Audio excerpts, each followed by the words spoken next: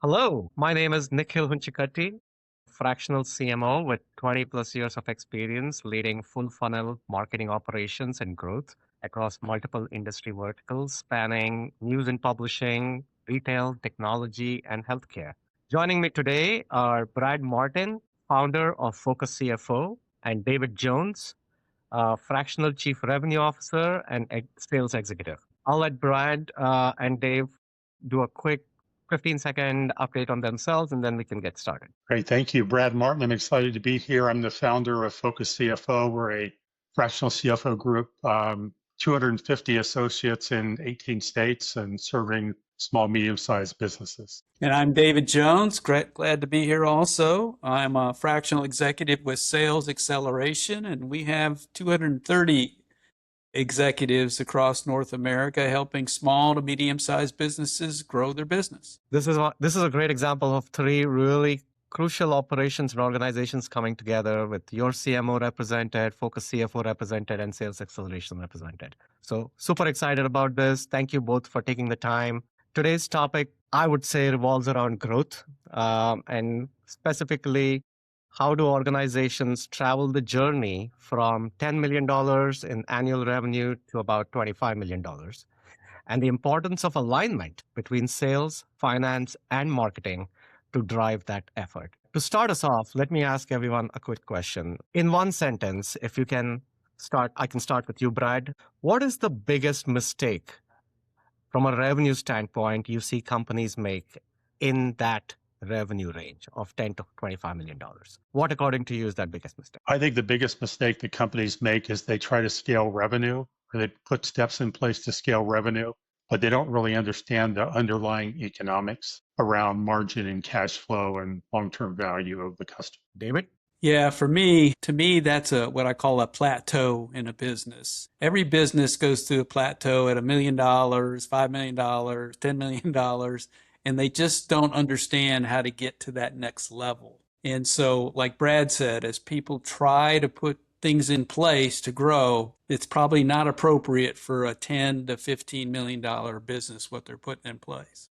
100% agree with both of you. And I'm a marketer, so my glass is always half full, right? So my perspective is, irrespective of the range, even in this particular range of revenue, most companies don't have a demand problem. From my perspective, it's a misalignment problem. Where things get tricky is that organizations don't evolve their growth model because in that stage, you're still operating like a scrappy, everybody does everything kind of approach, versus applying some sort of a system thinking perspective to it. Two is every lead matters is the operating philosophy. The transition from every lead matters to quality of the leads that we are bringing in the door. So that's the second piece I think I would point out.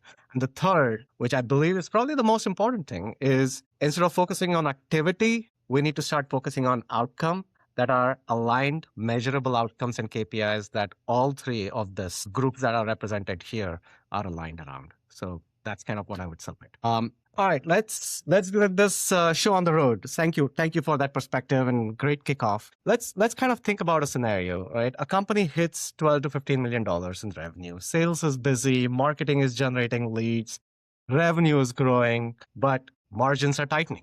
The forecasts become unreliable, and every big deal sometimes feels like it still depends on the CEO or the founder to drive that. From the outside, it looks great, but inside the organization, it's super chaotic. David, let me throw this at you first. What do you think from a sales standpoint the problem is? Yeah, from the sales perspective, what you're going to get is deflection first. It's always somebody else's problem within the company. Right. That's what they're going to want. And they'll even blame the economy a lot of times, because they're out in the field. They're saying customers are slow. Then the next thing, Nikhil, they're coming to you. They're coming after you. They're going to say the leads aren't good. Right? We don't have enough. If we could just get the right leads or more leads, we'd be able to get back on track. The other thing they're going to say is, well, it can't be sales because we have great relationships with the customers. If I had $1 for every time I heard that phrase, great relationships, it usually means that they have some friends, but they're really not good business relationships. And so how do you develop those good business relationships? So those are some of the things that I see that can pop up Mostly it's sales is going to deflect. That's what they're going to do. Brad, how about you? What do you think from a finance standpoint? Well, and you mentioned depends upon the owner, which is one, and we'll just kind of put that one on the shelf because that's a whole separate topic. But certainly getting to $10 million, owners have a lot of impact and importance as it relates to business development and sales. But for the business to get to the next level, they have to create something that's not dependent upon the owner. But from a broad perspective, we're talking about alignment. And so we're talking about a chief revenue officer, a chief financial officer, a chief marketing officer, and those silos do exist. But what you really want to do is try to bring them together so that all three of those C-level executives are working off the same page. They're working off the same scorecard. They're supporting each other, not being critical of each other, and really trying to understand where everyone else is coming from. As a finance person, we have the inevitable job of trying to make sure the business doesn't run out of money. And to do that, we create our own forecasts. And so now what we're trying to do is back into the organization and validate the forecasting that we're doing around cash flow with the things the marketing team is doing and the revenue team is doing. But it gets hard because in order for us to be able to forecast future cash flow, future cash needs, we really have to have predictable revenue streams. So we can talk about that some, I'm sure. We have to talk about margin leakage or erosion and what's really a good customer. And then the one that oftentimes just gets set aside is the cash flow strain. And we just have to ask ourselves, is a good revenue customer with good margin that pays us really poorly, 90 days, 120 days, is that really in the company's best interest? That's a great point. Thank you both. Brad, 100% agree with you. Pipeline and forecasting is a crucial challenge that need to be addressed, and I'm sure we'll address that as the conversation goes along. From a marketing perspective, I guess a couple of points I'll maybe make here is, at this point, my belief is that marketing still has not evolved and they're still focused on activity, which kind of translates to, hey, I'm still driving leads. I'm still driving leads at a really good cost per lead. Why is sales not able to convert without actually looking at one click down, right? Because what is happening? We are driving up leads. Sales is trying to close those, but the close ratios are sucking wind. And we are trying to figure out, hey, what is happening? This is where the quality aspect needs to come in, and how do we align between sales and marketing on what a good qualified lead means becomes extremely important. And then take that to the next step, right? You brought up margins.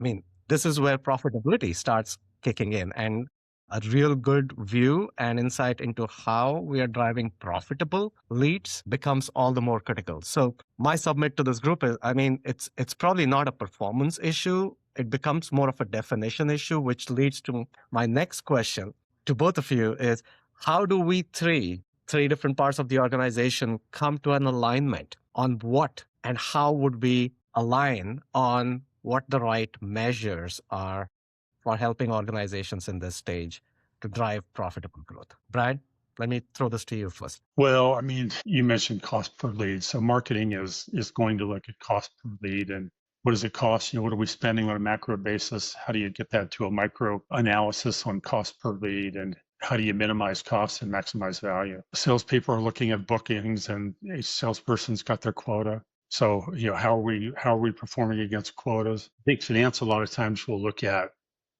I think, two really important metrics in a business are customer acquisition cost. What's it cost us to get a customer? So it kind of takes cost per lead down to the customer level. And then how does that match up against lifetime value? Some people think of that in terms of lifetime revenue per customer. As finance people, we tend to think of it as lifetime margin per customer or even lifetime cash flow per customer. But just trying to make sure that we've got the right metrics and the right scorecard around that, and we're all aligned. And it probably really does start with the definition of what is a really good customer? What's the ideal customer? And then we try to figure out how our individual metrics are lining up against that, because finance cannot drive this. It's not up to the finance people to define that. It's up to the leadership team to define what's the ideal customer and to make sure we're all aligned and we've got the right scorecard. That's a great point.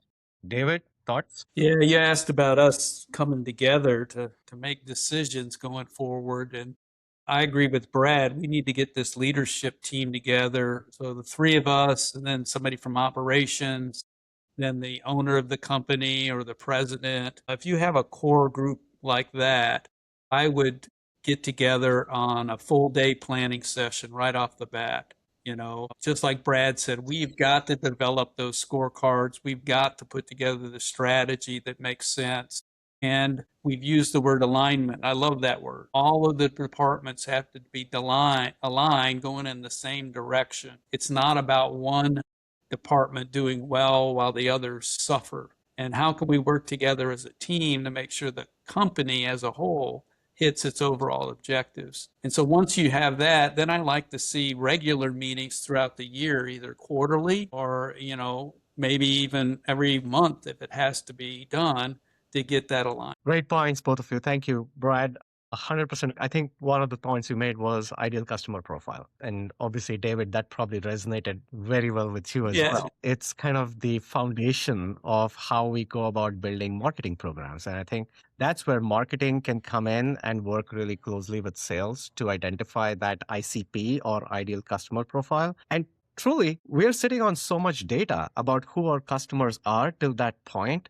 So using that data and mapping back to, hey, one, identifying the demographic, geographic, and psychographic variables tied to those and attributes. And there's platforms and tools that allow us to identify lookalike audiences similar to those ICPs that we can target. So I think step one starts with data, alignment on what that ICP looks like. And then potentially, I don't think we've talked really about funnel, but this probably is a good transition. I think identify where the friction exists within our funnel, right? Is it more top of funnel? Is it mid funnel? Are we nurturing the leads that we are bringing in well?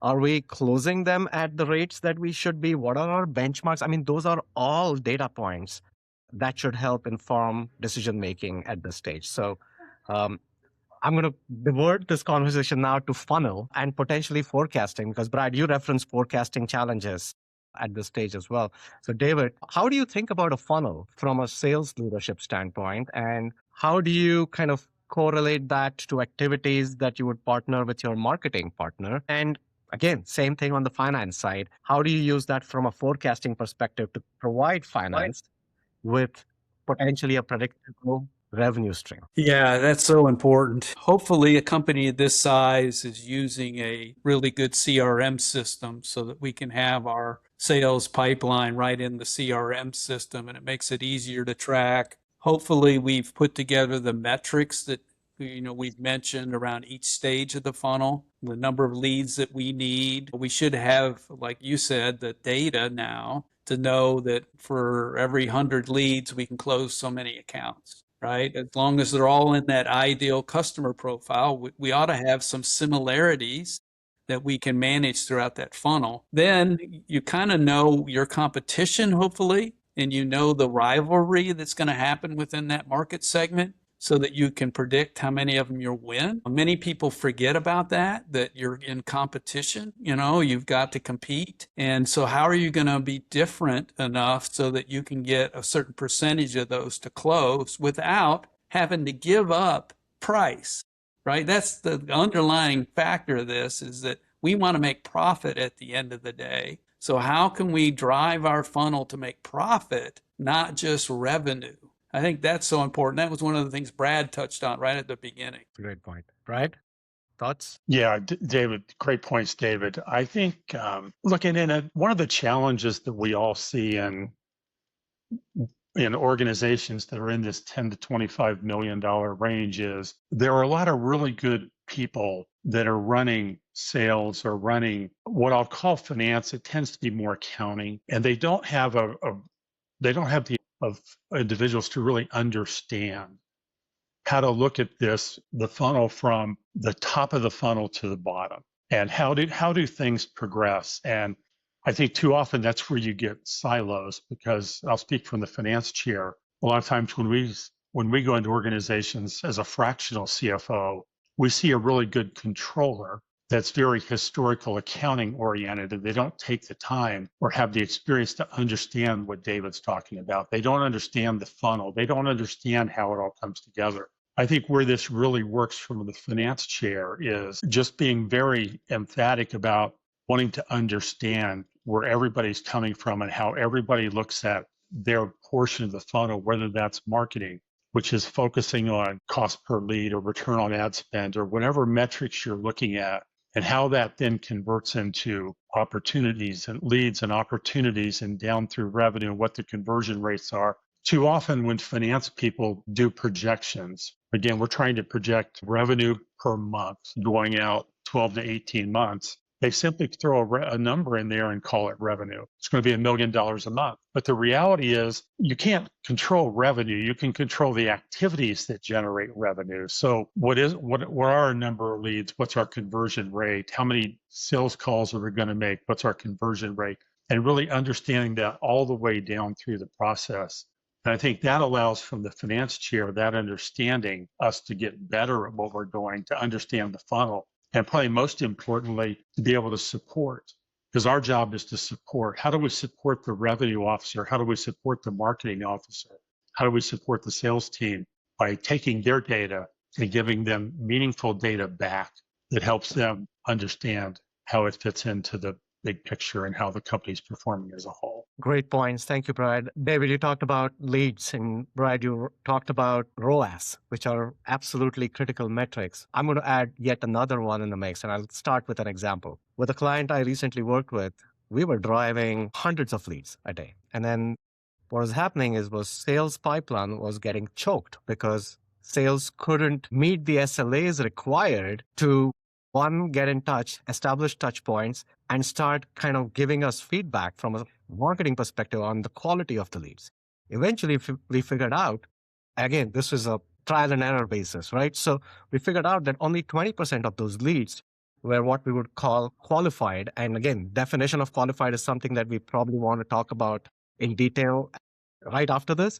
But if only 20% of the leads were qualified, the intent for marketing, or the mandate, I should say, for marketing is, how do we optimize for qualified leads? Because then your throughput has a multiplier effect of 5x of what you were doing before. And that has a significant downstream impact on profitability, because what you then convert the philosophy is a combination of lead and ROAS to a ratio metric, which I use a lot. I'm sure you both do as well, is cost of acquisition versus lifetime revenue, right? So when you start looking at CAC to LTR ratios for your campaign efficiency, the conversation changes completely. And then that's where profitability metrics come into play.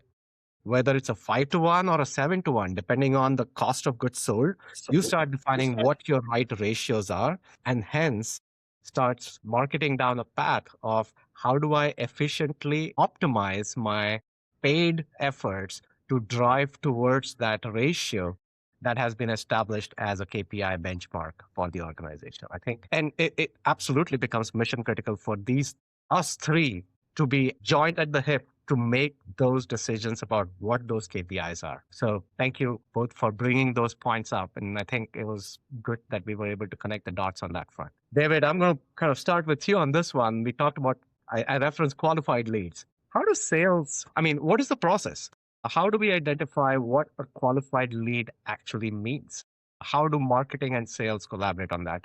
What is finance's role in that process? Yeah, it's an important part, because if you're sending a bunch of leads that don't have any probability of closing, what happens is the sales force after a while will just stop listening to marketing, right? Because of that disconnect. And so giving leads that are in the sweet spot on that ideal customer profile are really important. And then qualified can mean a lot of different things to different companies. It depends. So qualified could be, for some companies, they're ready to buy today, right? Because they might have an easy close system. Other ones might be, oh, this customer is thinking about doing this sometime in the future. And a lot of times, if you're in a long lead time, product or service offering, that's important to you. And so between marketing and sales, we've got to put this down on paper. What is a qualified lead? And if we come across one of those, by gosh, I'm going to drive the salespeople to count it like it's gold, because it is. It's a golden nugget that marketing just handed to you because it's qualified. And we better do the best job we can at doing the discovery call and being able to understand if we can drive them to close. Qualified leads are in a whole different bucket compared to just general leads. Let me jump in, Brad, first because I would love to get your take on both, David, the sales perspective and the marketing perspective, because this is where the bridges start meeting, right? So I 100% agree with you, David. One, on aligning on what the definition of a qualified lead is. But I'll probably take that to the next step. And I'll start with an example. I mean, again, working with a client recently, it was pretty evident that one, the leads, as I mentioned before, the leads that we were driving were probably not qualified, which means that our ability to sift through that 20% of what sales determines as qualified leads and to be able to use that data to help optimize our campaigns became even more critical. Now, in the world we live in, especially in organizations the size that we're talking about, that attribution becomes mission critical. And having technologies and tool stacks to be able to take that subset of qualified lead from the CRM system and map that back to the platforms we are using, whether it's Google or Meta or whatever, LinkedIn, etc., to be able to create profiles of those qualified leads. So we are optimizing our conversion event to hit those and maximize the efficiency on that becomes mission critical. Now, there's nothing that comes out of the box to solve for that. It requires an understanding of what and where the data sits, how do we map that back into the platforms, and then how do we optimize towards that by setting the right goals. I think that's where there's a fourth component to it is data and technology. And there are potentially vendors that can help us do that. But as the organizations evolve from that 10 to 25 and 25 to 50, it becomes evident and critical to have a strong data organization that we start building towards to help kind of connect the dots between these disparate data sources and sources of truth, I would call them. Brad, would love to hear your thoughts on David and my take. Well, it's great to hear both of you talk about this because you have so much experience in it.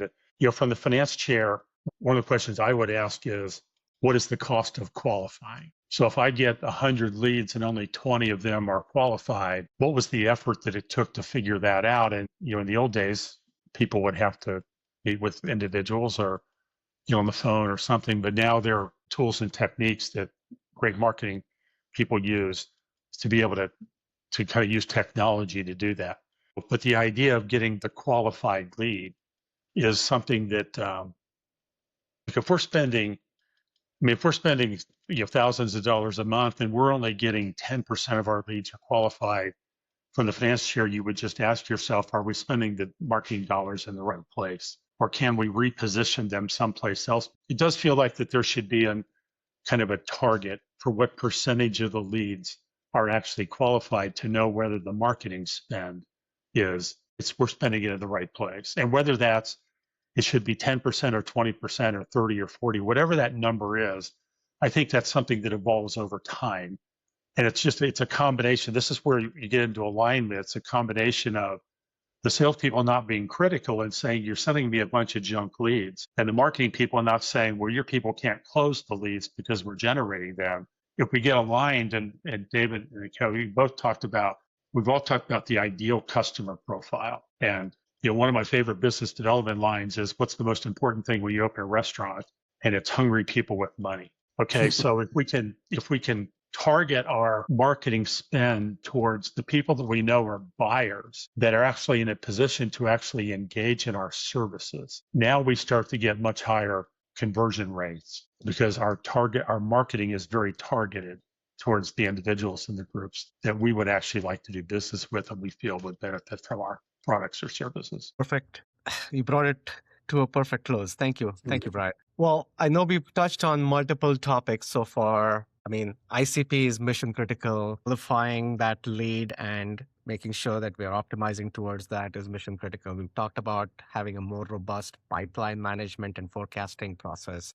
These are all absolute foundational aspects of how you transition from that stage to the next. Brad, if I were to throw this at you, can you kind of help us start envisioning what the right operating model should look like for businesses in this stage to work towards and set up to ensure that things don't fall through the cracks, making sure that we are aligned on the right KPI? What is that operating model? What have you seen out there be successful? Well, what we see a lot of is, and this gets into the quality of let me start with the quality of the weekly meetings that we're holding as an organization.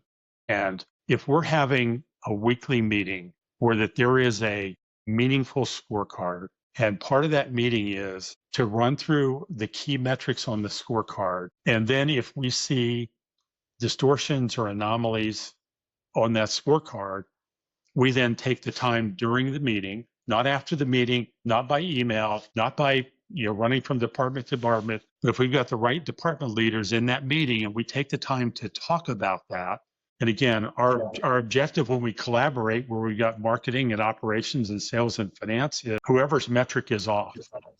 We're all just providing input and possible solutions to try to identify how to get that working better, how to bring solutions, how to get it moving in the right direction instead of being critical. And if people know me well, they know that I'm not a fan of dealing with issues by email or by text. It's got to be in a room face to face, because that way we can just talk and collaborate and try to find the best solution. But I do believe that meeting, that weekly leadership meeting, becomes one of the most important things we do in the organization, provided we have the right scorecard and we're getting the right data. And our job as finance is really to understand how each of sales, operations, marketing, how you're looking at things and the data you're collecting, and try to simplify it, because you're going to be collecting a lot more departmental data that we want to bring to a weekly scorecard. So what are the two most important things relative to marketing, relative to sales, relative to operations, and relative to finance?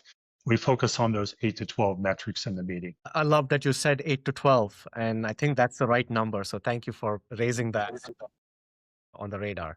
David? Yeah, I agree with Brad. I use a weekly, what's called sales L10 meeting structure. That's my preferred meeting structure that I use. And what I like about it is we are focused on the scorecard first. We are understanding where we're at today, and then understanding what are the issues to close any gaps. Now, there's always gaps in either profit or revenue that you're trying to close. And in this meeting, we want to get it down to actual to-dos for each person to go and do over the next week to overcome that issue. And then next week, we're going to come back. Did you get it done? Did you get it done? Are we moving forward? And I prefer that type of sales meeting over just going through the accounts one by one and saying the same thing every week, right? That, to me, you can do that via email. But like Brad said, this issue discussion, you want, via Teams or, a Zoom meeting, but you want to be discussing it because you want to use all the brains in the room to solve problems. It's not about the vice president of sales just telling people what to do. It's about hearing from your salespeople, your marketing people, your finance people about how can we solve these issues. Because if you get rid of your constraints in your business, if you focused on that and you knock those constraints out of the way, man, you can really get the sales engine cranked up. And many people forget about the small things in a business that hold you back. And so I like doing it every week, just like Brad said. Yeah, and 100% with both of you. I think those weekly L10s or status updates or whatever terminology we use, measuring the right KPIs. I'd love to hear the 8 to 12 because that's exactly the sweet spot, because I've seen organizations have 3 and I've seen organizations have 50, which becomes on one side is unmanageable, and on the flip side, it's just not enough. Yes, those weekly L10s, weekly status updates make perfect sense. Issue resolution, clear action items and to-dos, solve it by next week. If there's a constraint, bring it up. Let's resolve it in this meeting, open up the windows, so to speak. But the other thing I would submit to this group and would love to get your thoughts is having what I would call quarterly rocks and measuring towards those. One of the biggest challenges I feel that we as fractional executives face, especially with businesses the size that we're talking about, with them being founder led, and again, no disrespect, man, these are all great people, but they have a million things coming out of their head all the time. Having that system which helps us prioritize and focus our efforts on what we are going to drive for in the next quarter, which ladders up to what the end of the year looks like, becomes mission critical. And it behooves us as fractional executives to hold each other as well as the founder slash president slash CEO of that organization responsible and focus our efforts and energies towards meeting and exceeding those initiatives that we all aligned on as part of that quarterly planning process. Otherwise, we will find ourselves in that same scrappy, everyone's doing 50,000 things and nobody's doing them well situation. Again, that's a downward spiral. So I want to make sure that that cadence is also something that I feel is mission critical. And if I could follow up on that, when I go into a client, I spend the first 3 to 6 weeks doing what I call an assessment. And this is a deep dive into how the business operates, looking for how the culture operates. And one of the key things I always ask is, who makes the decision about this item? Who makes the decision about that? And if it's always the same person, I know we've got a constraint in the business. And a lot of times in a business that's had success at 10 million, it's the owner that's sitting in all those seats, making all those decisions. And I know, oh boy, we have got to free this person up to really focus on what they're good at. I mean, when I go into a business, these owners typically had a passion for something, right? And that's what got them into the business. And that's they've been so successful on, kind of try to diversify and do everything within the company. You can't be a finance guru. You can't be a sales guru. You can't be a marketing guru all at the same time. It just gets too complex. And if you're making too many decisions and you're not giving your organizations the boundaries to make those decisions themselves, you're going to have problems growing. Well, and I can speak about this personally because as the guy who started our company, and we're big proponents of EOS, Entrepreneurial Operating System, and the operating rhythm. And whether it's EOS or whether it's scaling up, every organization should have an operating rhythm. But look, as founders are wired. If there is a problem, they run at it as fast as they can and they fix it.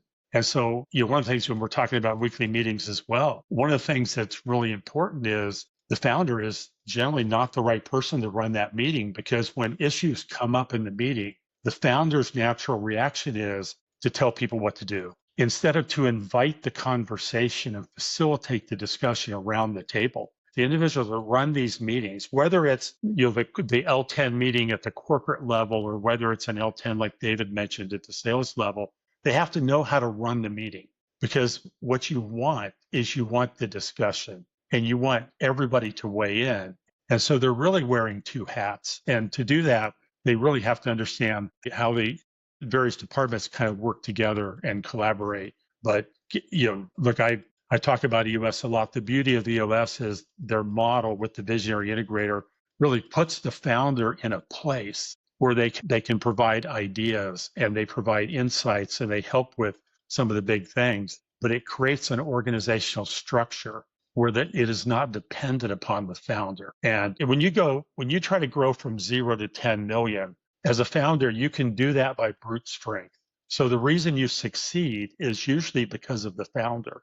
But when you try to go above that and the founder doesn't get out of the way, the founder usually becomes the reason the business fails. So it's an interesting dynamic because they can get the organization to a certain point, but to get to the next level, they have to get out of the way and get the right individuals around the table. And this is where the fractional model really has huge benefit for these organizations, because at 10, 12, 15 million, you can't go out and spend the money for a CRO and a CFO and a CMO. You can't do that, but you can get them fractionally and have them in a meeting and have that level of experience that you need to allow your team to grow and allow the organization to grow. That's a great point, Brad, and thank you for bringing it up, because one of the things I was going to bring up as a follow-up to David, what David was suggesting is, and I think you referenced this as well, the founder does get in the way. The visionary integrator model that EOS has is incredibly powerful just for that reason. The other,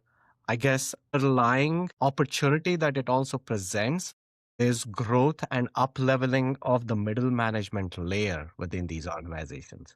Because unless that system gets put in place, the next level will never have the opportunity to be in a decision-making position, take the risks, learn from their failures, because it's always the CEO or the founder making the decisions. I think that evolution becomes mission critical. And for the founder to let go is a difficult place for him or her to find themselves in, but that's an important learning curve also for them. And to your point, Brad, that's exactly why the experience and the background and the expertise that fractional executives like us bring to the table allows for them to build a system around themselves that sets and lays the foundation for that next stage of growth. The other thing I'll add is, all of us that grew up in larger organizations, 100 million, 200, 500 million dollar organizations, I would say we all became successful because we had mentors and we had people that we learned from. And one of the challenges inside of a smaller organization where you have a leadership team that hasn't had that opportunity is they don't have mentors, they don't have people to allow them to grow. So as a fractional, one of the things that I pride myself on is our ability to coach people and to teach people and to have them develop their skills in the same way that we all had when we were working for larger organizations. And I'm sure that's been the case with both of you as well. David, any other thoughts before we look to close this conversation? Well, just a follow-up on what Brad just mentioned. So let's say you're an owner who had a background in sales, and so you're running sales, and now you're at 10 million, and you just can't keep up anymore. Well, who do you promote? Well, you probably had a salesperson who was good in sales, and so you say, I'm going to make that person my vice president of sales. Oh my gosh, that can be the worst decision, because the best salespeople don't necessarily make the best vice presidents of sales. And what we do at Sales Acceleration, we have a whole training program to train a person to become a vice president of sales. Because like Brad mentioned, if you were in a big organization, you had years and years of mentoring and training to prepare you for that role. In a small business, you don't have that. Putting that person that's not a good manager into a management role can just really hold back the organization for many years. Absolutely. And same goes on the marketing side. I think I've found myself incredibly humbled as well as super encouraged with the opportunity to kind of mentor up and coming marketers. And in some cases, with organizations, they don't have a marketing organization, build a marketing organization and kind of coach them into that next level, which is so fulfilling. So I really appreciate that opportunity. In closing, if I were to ask you this question, if a CEO listening today could fix just one thing tomorrow to better align sales, marketing, and finance, what would you leave them with as a parting thought, right? I think the most important thing a CEO can do to improve those areas is to get support for their team, which, look, I really believe in the fractional model, not because it's what we sell, but it's what we live. And we have years and years of seeing the benefit that a fractional executive can bring to I'm going to call it an immature leadership team, an immature organizational structure, which is full of good people who want to learn and want to grow. And so that's the invitation I would extend to particularly entrepreneurs. Some organizations are run by a professional manager. A lot of $10 million organizations are still run by the entrepreneur. I just invite them to learn about it, to ask other people, to talk to someone, because there are countless examples now of how organizations have thrived. And I don't use that word lightly, but they have thrived by using fractional leadership as part of their team. Thank you, Brad. David? Yeah, I think the one thing the CEO has to do is to realize that what got them to 10 million will not take them to 20 million in size. Okay. And that's a mind shift. It's a mind shift to say, like Brad mentioned, bring in experts now that have grown companies to 20 million before, to take your people and train them differently than you had in the past, to set up your metrics differently. So it's a mind shift that the CEO has to go through, and it's tough because you're really good at getting your company to 10 million. Now to 20 million, it's a whole different ballgame, and you've got to know you're playing with a new scorecard, and you're going to need help. And as Brad mentioned, I think the fractional model is the most inexpensive way to get that help and really make your company. Thank you, David. Thank you, Brad. Great takeaways. Obviously, we all aligned at the beginning that alignment between the three operations, finance, marketing, sales, is mission critical. David, to your point, yes, bringing in external expertise allows the CEO or founder to kind of start taking those baby steps towards letting go. And Brad, yes, the expertise and the breadth of experience that we bring as fractionals becomes mission critical for helping organizations. And to your point, there will be multiple instances of success. I'll just add a couple more flavors. I think we touched on this on multiple fronts, but for me, it all comes down to the 5 Ps. And I define them as people. Do we have the right people? Are they in the right seats on the right side of the bus? Do we have the right product and the right product messaging? So that's the second P. 3 becomes platforms. This is where our expertise as fractionals become extremely critical. Understanding what tools and technology and automation sets that we can bring in to help unlock and improve efficiency becomes mission critical for unlocking those growth opportunities. 4 is process. I mean, everything has been scrappy so far. Let's build a process and a system that allows us to, again, help organizations up-level their entire performance efforts. And the 5th one is performance. We all talked about, the L10s and identifying those 8 to 12 key KPIs. So what are we measuring? How are we measuring it? Making sure that we are measuring them the right way, I think becomes critical. I would, unless there's any other parting thoughts, I would like to close this session. Thank you so much for taking the time, Brad, David, really insightful. I'm sure this is going to be incredibly powerful content for a lot of founders and CEOs out there who are looking to take that next step in growth. Appreciate Thank you you. having us on.